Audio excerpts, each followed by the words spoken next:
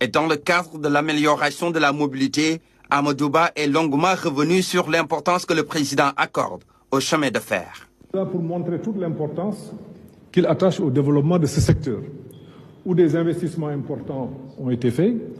Comme vous le savez, il y a plus d'un siècle, un chemin de fer relié Dakar à Bamako.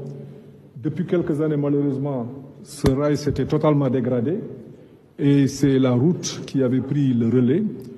Le président, dans sa vision, a estimé que le chemin de fer doit retrouver toute sa place.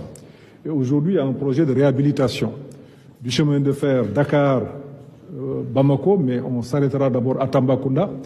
Et d'ici décembre, on aura effectivement ce chemin de fer. En même temps aussi, comme vous l'avez constaté, le TER est en phase d'exploitation. Et ce TER nous vaut aujourd'hui beaucoup de satisfaction en termes de nombre de personnes transportées. On m'a dit qu'il y a quelques jours, on a atteint 100 000 passagers en une seule journée. Donc c'est dire que le potentiel, il est là. Le TER a été une vision du président qui nous permet aujourd'hui d'être en matière de transport ferroviaire, en tout cas au niveau des standards les plus élevés.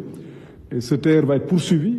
Aujourd'hui, nous sommes dans la phase d'accélération de la deuxième tranche Diamniadio à IBD. Et il y a quelques mois, le président avait promis, lors d'un conseil des ministres décentralisé à Thiès, la poursuite des travaux jusqu'à Thiès. Nous avons aussi de fortes demandes en allant du côté de Mbour.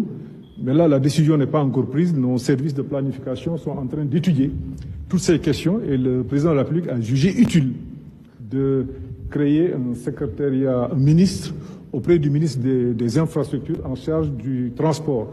Vous le savez aussi, le Sénégal est en train de construire de nouveaux ports, port de Dakar, mais en plus du port de Dakar, il y a le port de Ndayan, le port de Sendou.